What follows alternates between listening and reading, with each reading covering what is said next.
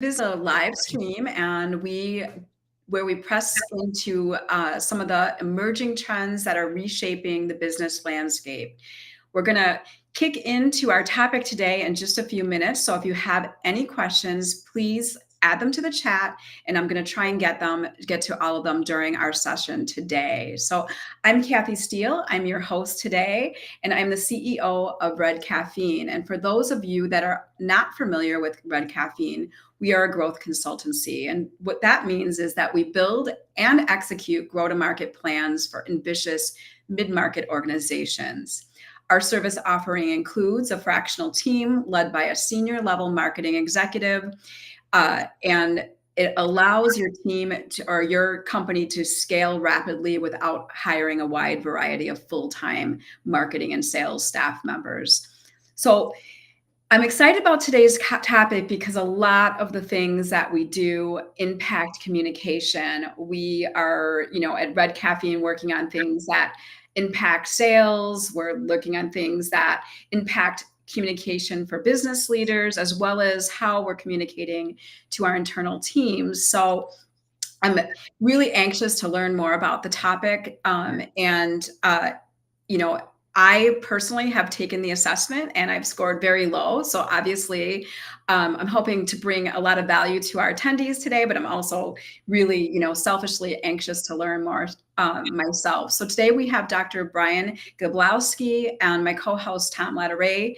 We're going to be talking about Brian's pioneering research, which takes an approach to the old thinking that asking the right questions, really centers on, where most people are focused today, around like how to ask great questions. But today's topic is going to take us through how answer intelligence, or AQ, can help provide the construct for providing great answers. So in this session, Brian's going to demonstrate how AQ can help you explain, predict, and emotionally connect and achieve more results by asking more compelling or giving more compelling answers. So I'm still stuck on the questions thing. So this is going to be a huge mind shift for me. So Brian, thank you for joining us. Tom, thank you for joining us. Tell us a little bit about yourself, Brian, and something that's interesting that's not on your professional bio. I'll try. First of all, a good answer, right? Yeah, exactly. Thank you, Kathy and Tom. And first of all, I like to say, the pressure's on with good answers. I like to say I'm a coach, not a player. So if I fall short of my answers, it's because I can help others better than I can do it myself. Kidding aside, very pleased to be here today. Very brief introduction to myself. My name is Brian Glibkowski. My background is in and out of academia as a professor, and I conducted research on asking questions actually to start with, and that sort of transition, published some research there, that transition to looking at the answer side of the equation where we focused a lot less, and published an academic article, a couple of them, a book on answer intelligence, which you see there, and have gone to market and have partners in 6 continents, including Tom, super sharp sales partner who's on the call right now. And that's basically my background in a nutshell. In terms of something about me that you may not know, I'm not really much of a connoisseur for anything except for coffee. I love coffee. I have like every machine you could possibly buy and tried all the beans. So I love coffee. So I even have my coffee mug here. I'm not going to drink now, but my Tour de France coffee mug with coffee in it for when we're done. Well, I definitely also appreciate a good cup of coffee, although I'm lazy, so I don't usually make one. But yes, absolutely. Tom, why don't you give a brief intro today as well, and tell us, your role in AQ, or where you've been in this experience. Kathy. So I'm with M3, Tom Latteray with M3 Learning and Coaching and Consulting. We work with large organizations as big as Google and entrepreneurial companies. But our fundamental underpinning is really all space of how we help salespeople ask really great questions. Quit talking so much and a little bit more intentional. Be more proactive about the questions you ask, so you get people Kathy, as I know you are a golf aficionado, a really good friend, business mentor, Chris Freiberger. About 3 or 4 years ago, I'm working with this gentleman who's really doing some interesting work with that. And I'm sure Brian will get into this, but this AQ starts talking to me about answer intelligence. And he's like, it's maybe not so much really once you ask those questions, how do you then answer so that you're powerfully the clients in a really interesting way. And so I read Brian's book, Meet Him. And I saw how not only does his, actually, it lays over almost any sales training with it. Lands can really integrate and work on top of things that we've taught in the past, but now it creates this really powerful place for salespeople, leaders, anybody who's having conversations with other humans. There were moments where I was like, whoa, that makes a lot of sense.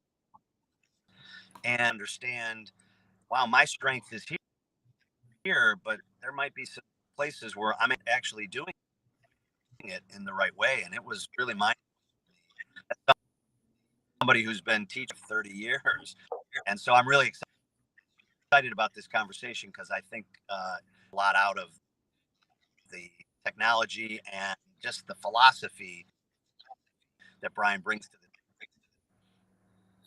Yeah, and Tom, just so you know, you were having a little bit of sound quality issues. So we're going to start by really having Brian kind of kick us off with just giving us more context. So tell us, a little bit about the background of the research that you've done, and then we'd love you to step us through AQ and the answer intelligence process and framework.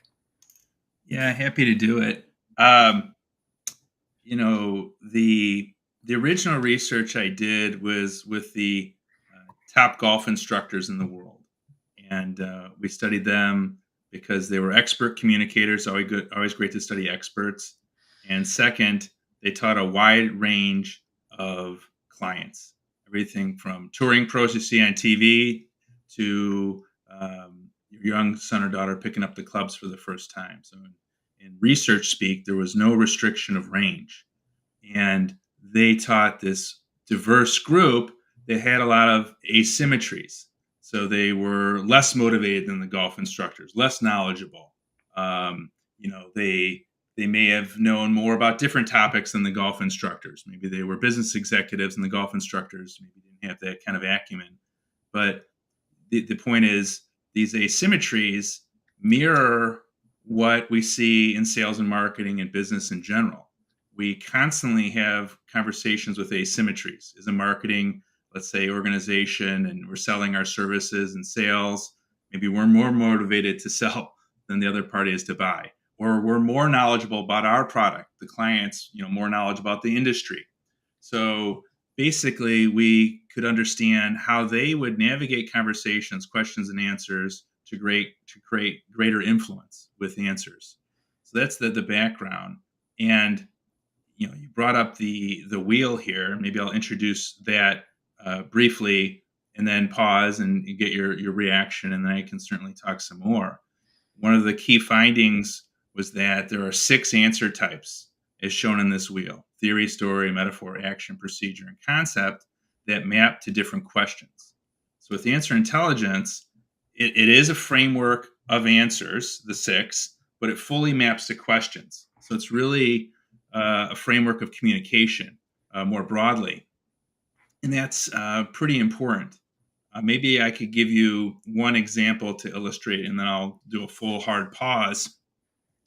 Let's put it in terms of sales.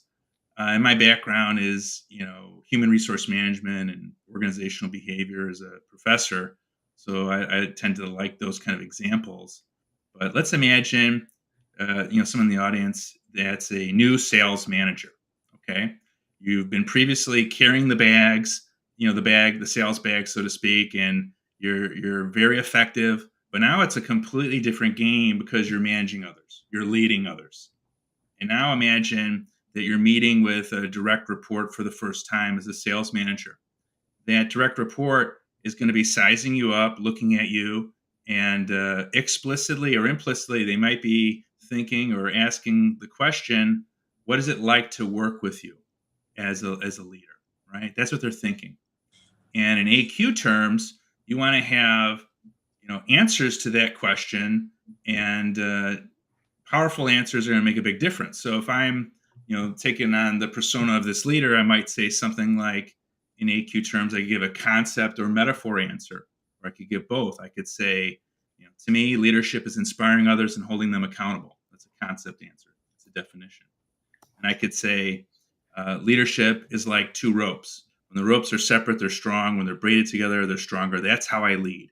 Each meeting, my promise to you is I'm going to inspire you and try to hold you accountable. So basically, illustrated very briefly, a concept and metaphor answer, and you could articulate both in one utterance, and you might want to do that for very important questions. So what AQ is a framework to understand how questions map to answers, and then different techniques of how to navigate those conversations for maximum impact. Last thing I'll say before I turn it back to you, Kathy, I would assert, if you're a leader and you give really strong answers to that implicit or explicit question, what is leadership? What's going to happen? The direct report's going to say, wow, this person, has gravitas. This is someone I want to follow. I'm excited to work with this person, so on and so forth. And so you're really setting great expectations. And then from there, things can, continue on and go forward. So that's just, one example of, in that case, providing, two answers, which we're going to talk about subsequently. But let me pause there and get your reaction to my initial setup. Yeah, I appreciate that. I feel like as I was stepping through kind of the assessment and the thinking, I don't know if I was completely clear on metaphor versus story. They seem similar to me and things that I've studied. So could you just give an overlay of, all the answers? Exactly. I think that would be super helpful. Yeah. So, a concept is basically an idea that can be defined and broken down into dimensions. So, I talked about leadership, inspiring others and holding them accountable to achieve a goal, 2 dimensions, inspiration and accountability. A metaphor relates to making a concept more understandable by comparing dissimilar actions. So basically, the 2 ropes are sort of the action. The ropes in one domain, and then in another domain, you could think of, leadership actions and inspiring someone, holding them accountable, and comparing to the rope sort of helps you understand certain attributes of the metaphor in your world. So another example of a metaphor that I would use oftentimes, let's say if I'm talking about AQ, what is AQ? AQ is like a target. If you don't have a target to aim at, how are you going to hit the bullseye? So that's what I'd say. We've had a target to aim at with questions, right? Let's develop our questions, the 6WH questions, but we need a target of answers to aim at, right? If you're not thinking about the answers. So that's a metaphor. Going up to story and metaphor are related but distinct. So one of the best ways I can explain this very, very concisely is if we think of Romeo and Juliet, right? That's a story. We all know what a story is and the attributes of it. It has a beginning, middle, and end, round characters, a setting. So we know what that is. If you transform Romeo and Juliet to a metaphor, it's star-crossed lovers. So the difference between a metaphor and story is somewhat subtle for those that haven't really thought of it, but the metaphors tend to relate to answers to the what question, concepts, things like, if you're a sales organization, we're efficient, right? We are, trustworthy. We are responsible. We provide value. When you talk about stories, they tend to relate to cause and effect. So the story might be about how efficiency relates to an outcome the client cares about. How providing value relates to, solutions where you can, retain your employees. So stories really are about cause and effect logic, where metaphors are just about a single concept. And then, you know, that's basically the distinction. And a theory is cause and effect sort of stripped away from the story. So if we have a story about, for example, the movie Rudy, right? We've seen that movie before, and you could say it's about underdogs. If you're an underdog, that can lead to overperformance, let's say, or something. That's the story, and that's the theory. Underdog leads to overperformance. So it's whatever you think is important as a company, as a sales organization.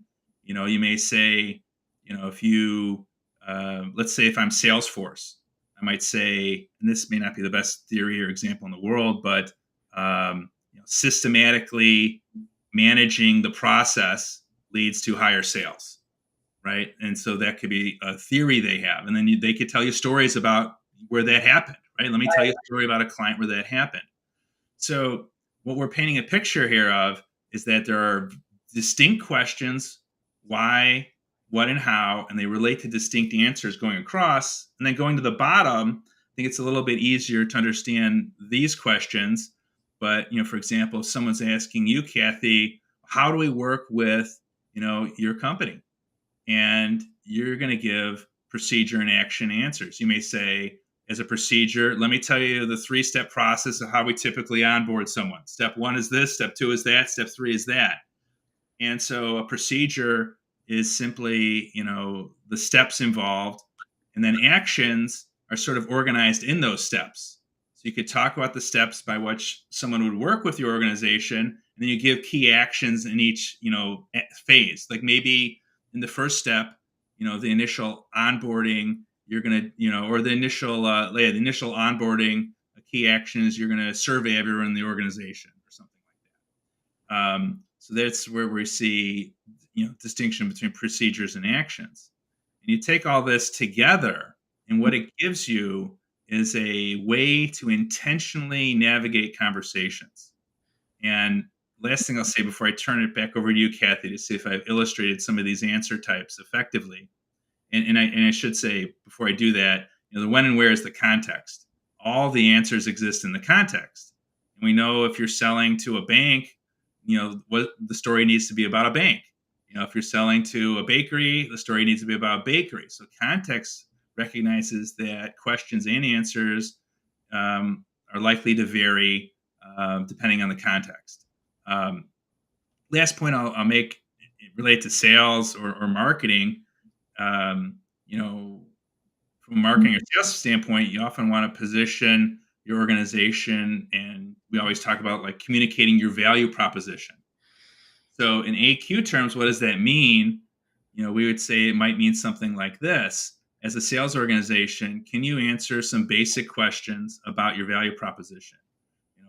What value do you provide others? Why should someone work with you? How do they work with you? And then you need to provide those answers in all 6 forms. And not only do you need to do it, but everyone in your organization needs to do it. And not only that, every single answer that you provide needs to be high quality, right? And then beyond that, you got to, navigate it in such a way that it's authentic and comes across effectively. So there's a lot of different pieces, but individuals that communicate effectively, we found expert communicators do this intuitively. And so we have a framework that allows you to take, the natural intuition and to organize it in a way you can navigate more intentionally. So let me pause there and see if I've explicated a little bit what these different answer types are. Yeah, I feel like I have much better context now. I think I was struggling between the story, metaphor, concept area. So just having more clear lines around those 3 for me really, really feels like I'm much more clear. So I think there's, a way they work together. So you've got a couple of other parts of the methodology. So talk a little bit about the answer twice. Yeah, let me do it. Before we move on to that, I'll just say briefly in this slide. So there's these skills that people can use. We found expert communicators could do. And this slide is talking about the ability to provide 6 answers or provide the best answer. So the way to think of this slide is if someone asks you a single question, what's the best answer you can provide to that question? And that's an important skill, an important ability. If you can do that, you're going to go a long way. So we can move on to the next slide, which is answering twice. And so this slide is getting at the idea that there are different answer types on the left side of the wheel versus the right side of the wheel. The left side of the wheel corresponds to the left side of the brain metaphorically. And if you look at theory, concept, and procedure, those are logical, objective, and sequential. Very different from story, metaphor, and action, which are the opposite. They appeal to the right side of the brain, creative, subjective, random, gestalt. And the idea here is to understand something, understand a question that's very important. You want to appeal to both sides of the brain. So I already illustrated sort of that example with leadership and inspiring someone, holding them accountable, and then the metaphor of the two ropes. So the idea of answering twice is when you have an important question, in one utterance, you provide a concept and metaphor answer seamlessly, for example. Or if you have a why question, a theory and story seamlessly, or a procedure and action seamlessly. And that's the point of answering twice. And you use it when you have a very important question, when there's confusion on the other side, or both. You don't want to use it all the time because that would be like a monologue. You want to choose your points. So I'll pause there. I think Tom wants to jump in. Yeah, I was going to ask Tom. I was just going to say that, I find I love to tell stories. And so in a presentation, I find that I tell, but what I've become aware is that by the time I'm on story 3 or story 4, audience who maybe are like, hey, quit telling stories. Maybe I'd like to hear another part of the week. The thing that I've become very aware of is that it's, my power, those 6 answers. Can you guys hear me okay? Yeah. That's probably my biggest takeaway from this has been the place of I'm at least 2 different types of answers and combining those and then trying to wheel to an answer that I'm being heard by almost everyone in the room. Yeah, I feel like I use concept and metaphor. I honestly feel like I use concept and story.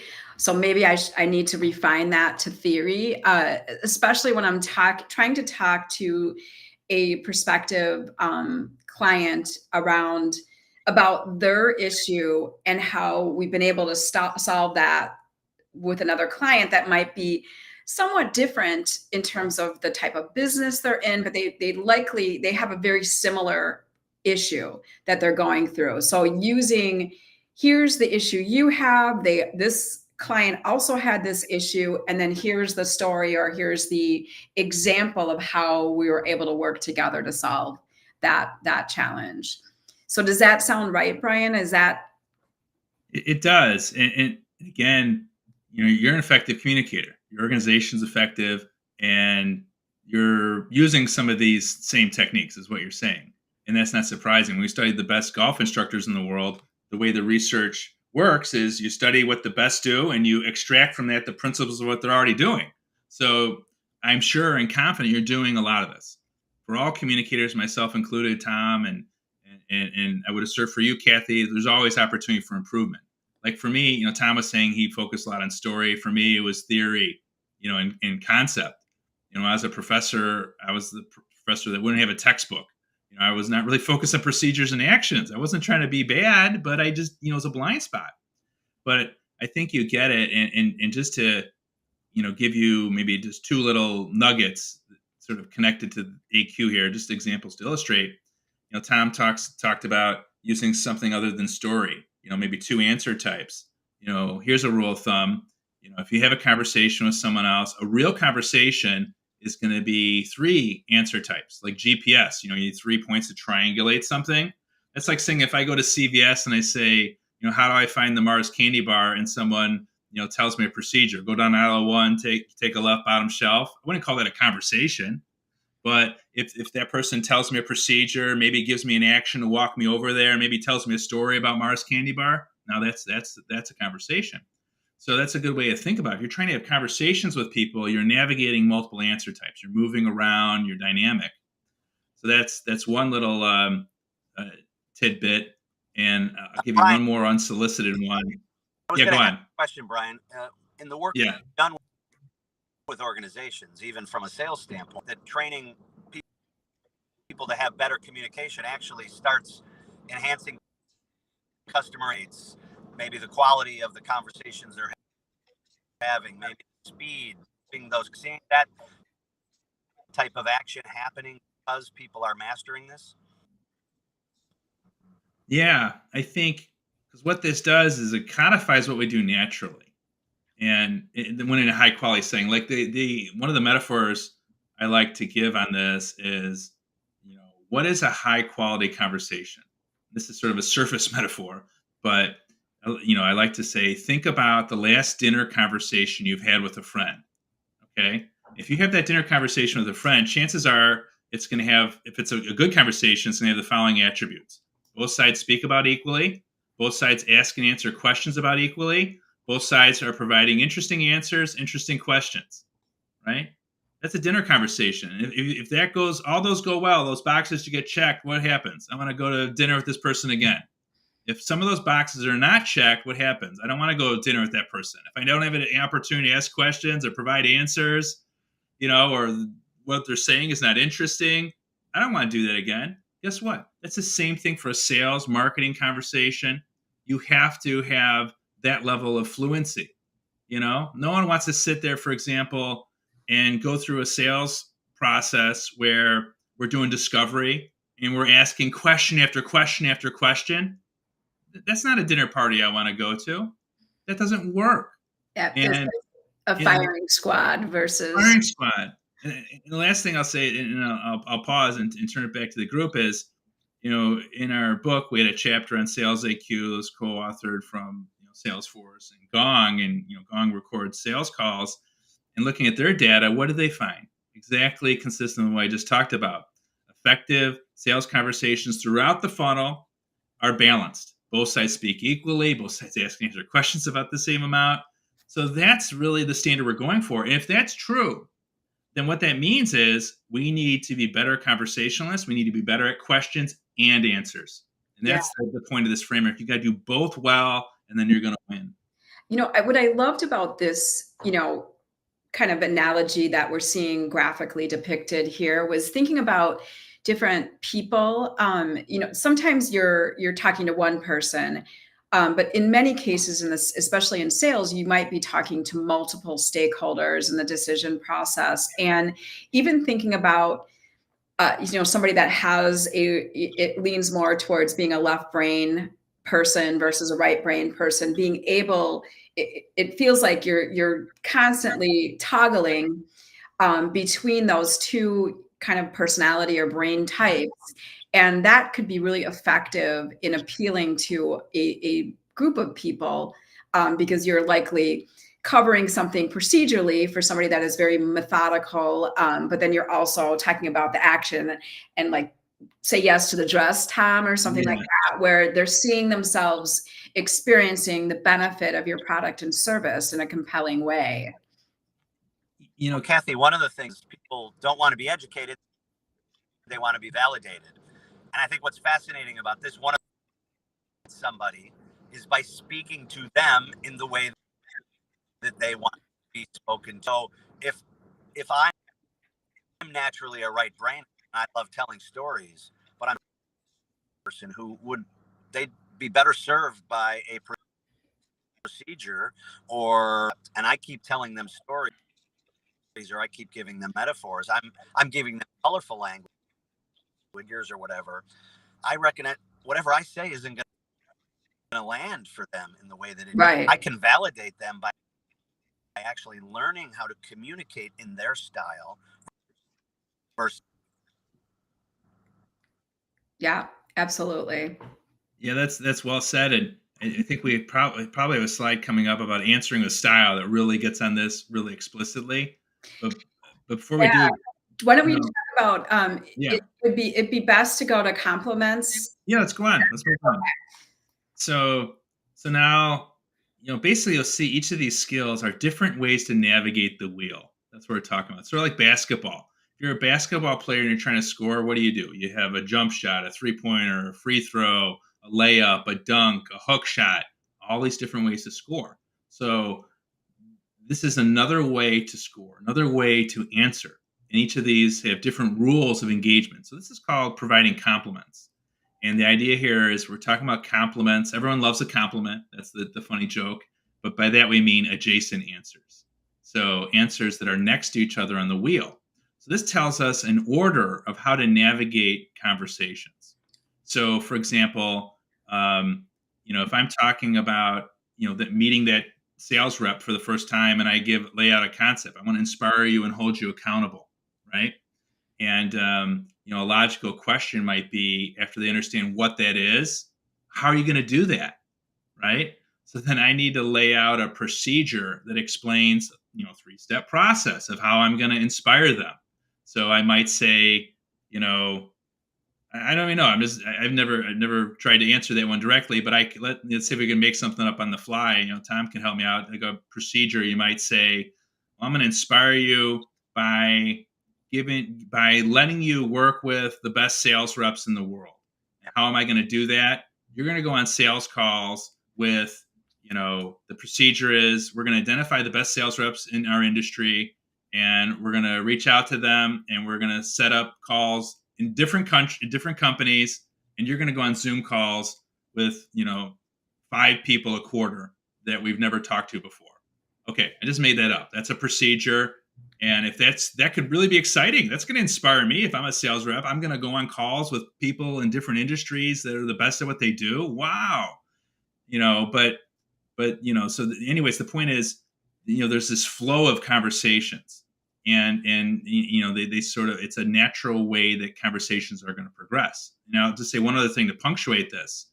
So if I'm selling my service as a sales rep or marketing, and I talk about efficiency or something like that, and I really explain what the concept is, I'm talking to an executive buyer, they're going to know, well, why is efficiency important? I need to tell them the theory, right? I'm moving up to the top, and I could say, when you increase your efficiency, you're going to have more opportunities to close deals. Maybe that's something Salesforce could say or something, right? And you have more efficiency, you're going to have more opportunities to close deals. Whatever it is, whatever the compelling theory is.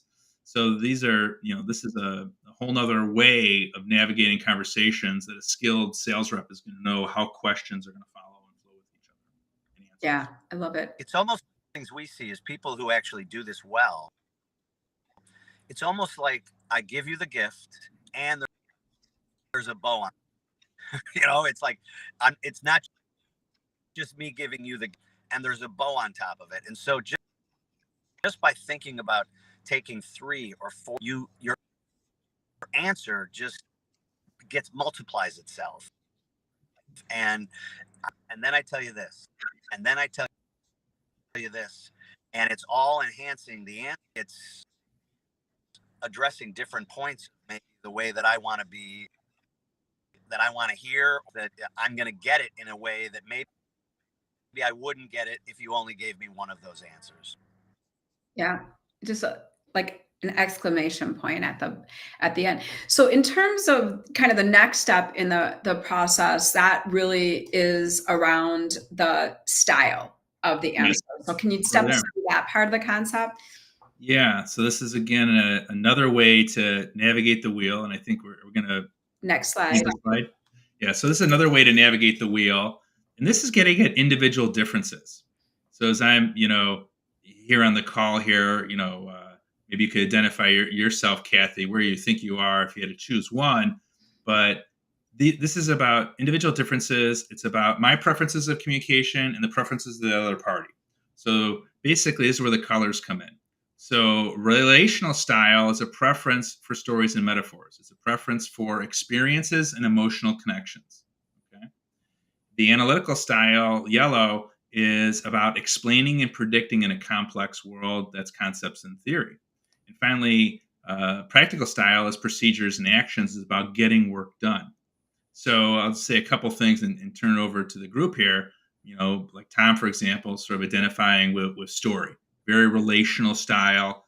And you need to know that because you don't want to provide too many stories. You want to lean into what you're good at. But you also want to look at the audience. What kind of style do they prefer? So, for example, if Tom is selling and or engaging in marketing or any conversation, maybe he's talking to, let's say, a stereotypical operational buyer, very focused on the how. So maybe the default assumption is Tom wants to get to a story. Let me tell you why we want to work with you. Right, here's a story. He's excited about it, but maybe what he could do, is lean into the preference of the other party and say, I know you're concerned about how we're going to do this. I want to briefly tell you a 3-step procedure of how our process works. I want to make sure you feel comfortable. And they walk through it. And then all of a sudden, that person, the procedural person, has their most important question answered. Now they're open to hear the story. So now we're talking about navigating styles and preferences. And for me, like I said, I'm an analytical style. I was naturally good at relational, but I sort of abdicated my responsibility of procedures and actions, and I wouldn't even go in there. And the last point I'll make is the best communicators in the world, they combine the colors together. These are primary colors, yellow, red, and blue. You combine them together, you can use all the answer styles. That's what the best do. That's what these golf instructors could do. They could fly around to any style. They were comfortable everywhere, amazing communicators. We've done work looking at like Steve Jobs and Martin Luther King, and they have qualities that allow them to move naturally across all these different areas.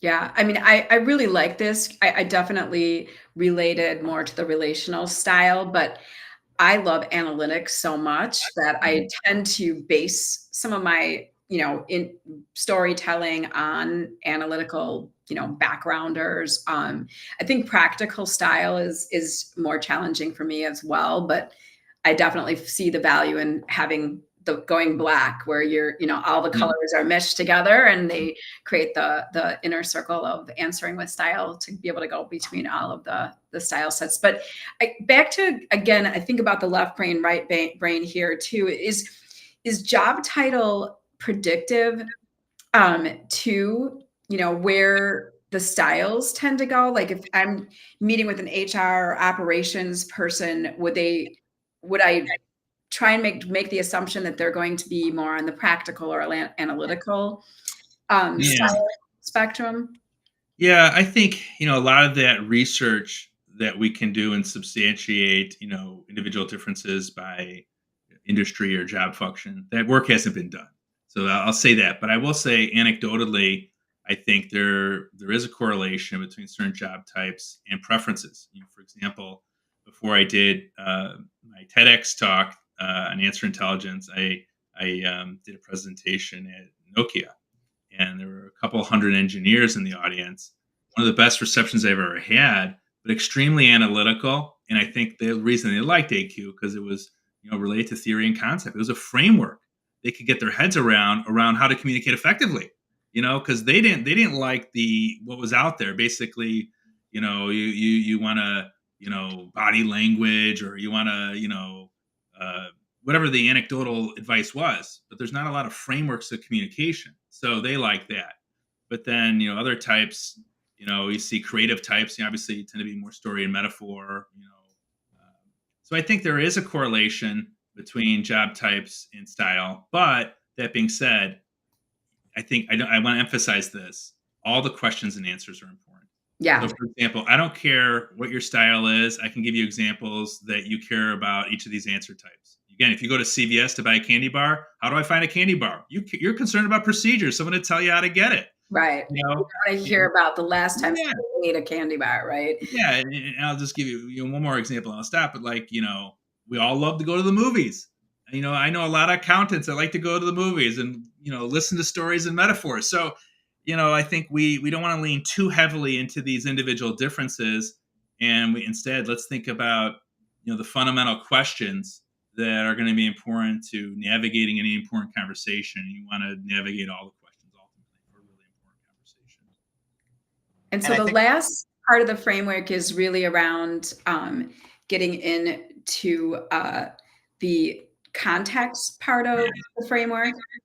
Yeah. So this is, the when and where, and you see the arrows. It's meant to cover the entire wheel and also all the other questions: why, what, and how. if you're like, for example, if the context is a TED talk or something, you're going to focus on why and what questions, not how questions. Let me even tell you an hour how you're going to do something. Usually not.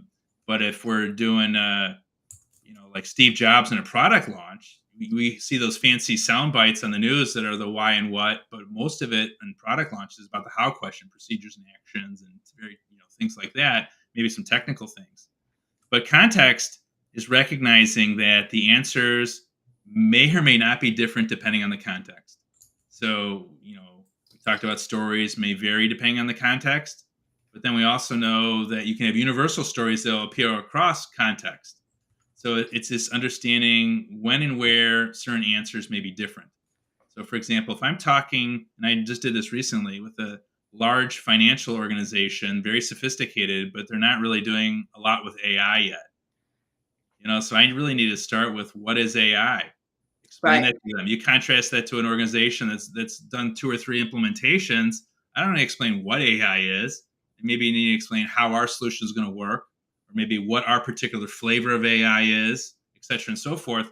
So it's that subtle understanding of context is going to be a difference between winning and losing, because you answer the question they already know, they're going to hit the snooze button and you lost. And Yeah. Brian, that doesn't work in just sales conversations. That really communication with anybody. So if I'm a leader, how I utilize this in community work to me. If I am a husband, communicating with my children. I mean, this can apply across the board, right? Absolutely. Leave it at that. So with the we were going to step into some scenarios. So Brian, we're going to let you kind of share the technology that you use. We're going to try and do some interactivity and see how that goes, just to give some of the context to how you're using AQ. Perfect. So I'm going to go into, we have a software enabled platform that uses AI, and we'll just go through something. Multiple applications. This is something you could use to prepare for a conversation. You're a sales leader, a regular leader. So this is sort of the admin side. So I need a topic. So I don't know if this could be anything: sales, marketing, it could be leadership, closing deals, motivation of an employee. Maybe you could just guide me, Kath. Let's do this on the fly. What kind of topic do you want to talk about? Yeah, let's stick with sales since that's the context. Do you have an idea, Tom? Yeah, I would say let's Brian, we're going to get ready to call on it. That is in the let's call him in the tech, the new client in the sales space who is trying to increase What are they trying to increase, Tom? their customer retention rate. Okay. So you put a little bit in the context here. So I'm setting up a game here. I'm a sales manager preparing to meet with a new prospect, and put something in the context. So I could say, I could add more details on what Tom said. So the client is in the high tech industry and is looking to retain clients given steep competition. We have a solution that will help them retain clients. So it's kind of general, but you put in here the more information, and it's going to change things. So we hit next, and there's some more stuff behind the scenes that we want to provide the answer or ask questions. This is sort of an admin setup, so there's a lot of things you could do. And then finally, I'm going to skip this. I'm going to say no background concept. That's just adding some complexities. And I could put a note here that could say, this is a live podcast demo, and I could search this later. So I hit next, and now all this information with other prompts and parameters are going to AI, and everything we see in the screen here is generated by AI. So first of all, it's saying the new prospect can ask you, the sales manager, these 3 questions. I can modify these questions, sort of type in the box, or write in my own. So let me ask Kathy here. You like any of these questions? Yeah, I like them all. Okay. How about let's go with number 3. Yeah. Since you like them all, what makes your solution stand out from your competitors? Wow.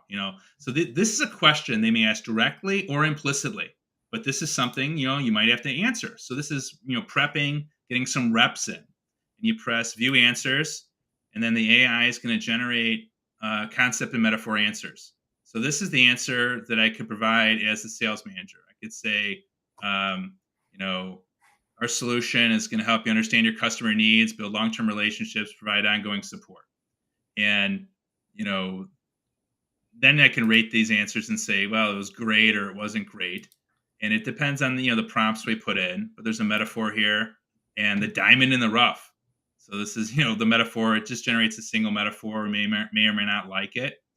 And the idea here is as we go through and choose things, maybe modify questions, we move on to other questions. So we just answered some what questions. What could be a subsequent how question that the prospect might ask?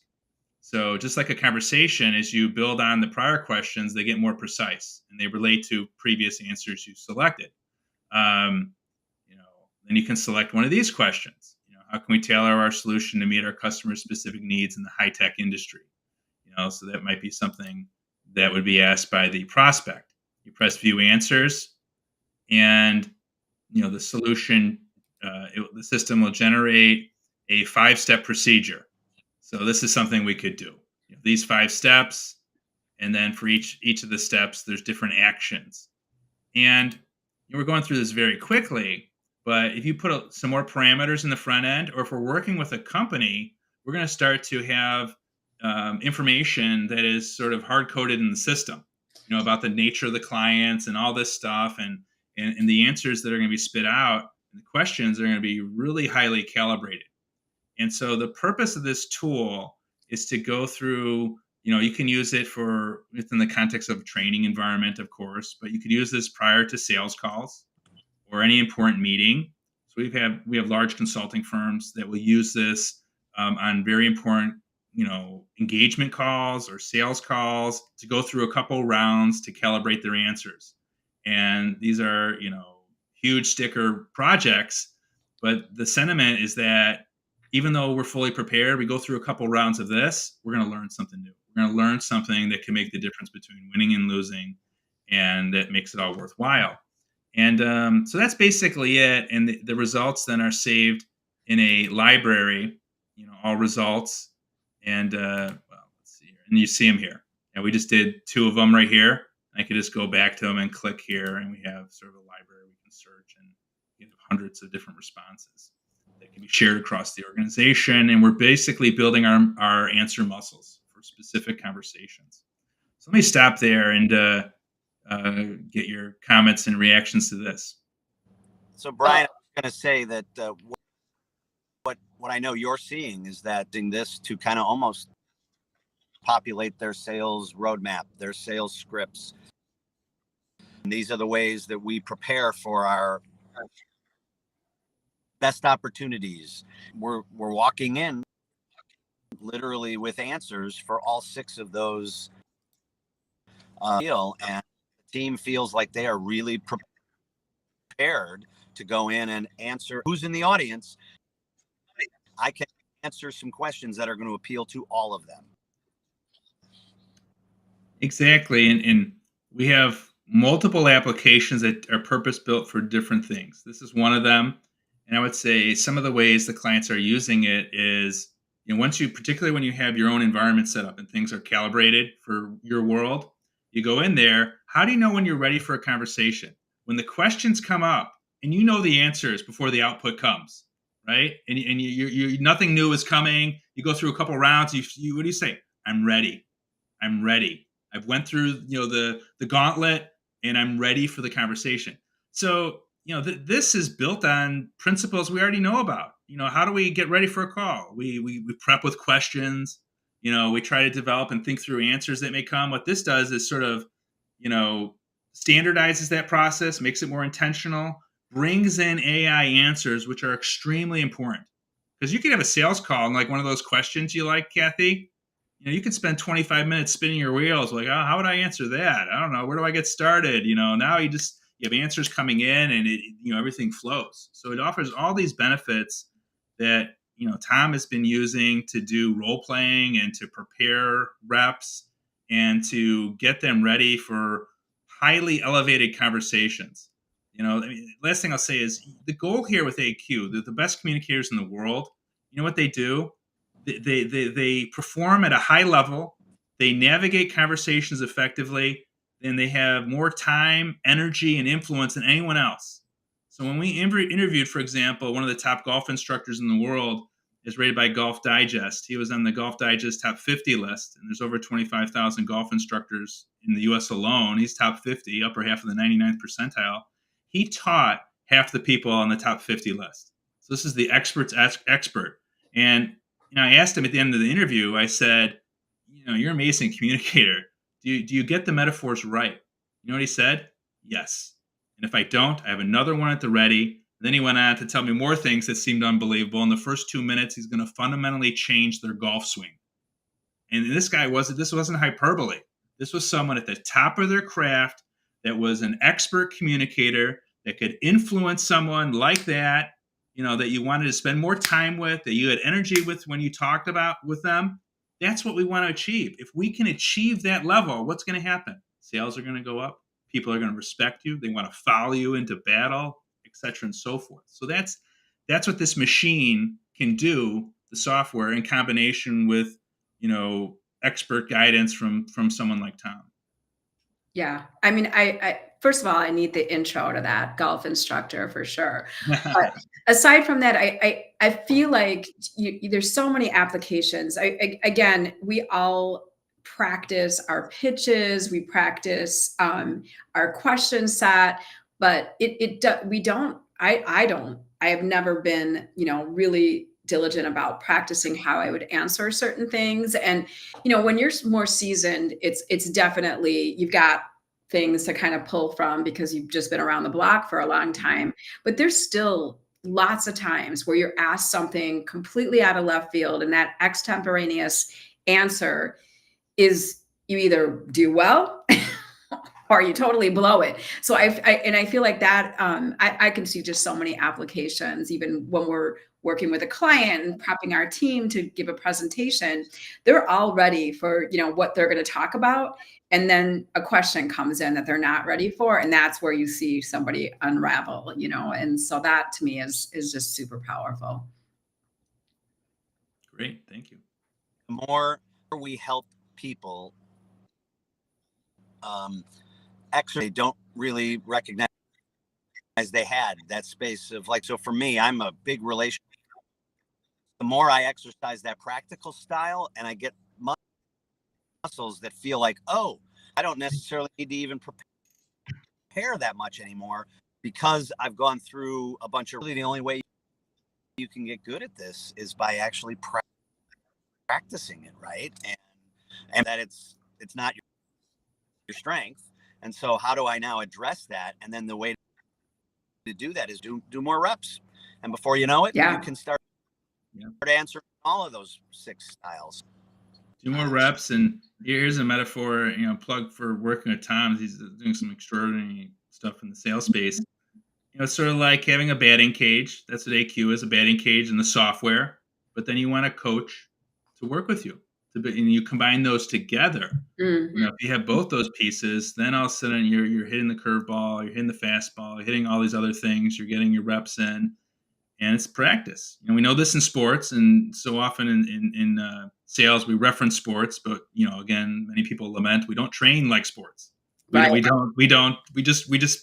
go to the games and we play, but we don't put in that practice. And so what we're saying is we're not treating communication as a skill. This is a skill that you can develop and anyone can get better at. And, so. Good, because I got a 52. So I'm definitely want my score to go up. So I'm going to retake the assessment again and see how I do now that I'm much more clear on the concepts. So Brian, really quick, Kathy, before we wrap up. Your initial score was high, by the way, just so you know. It was. I think I was a 40. Yeah. Oh, awesome. All right. Well, there you go.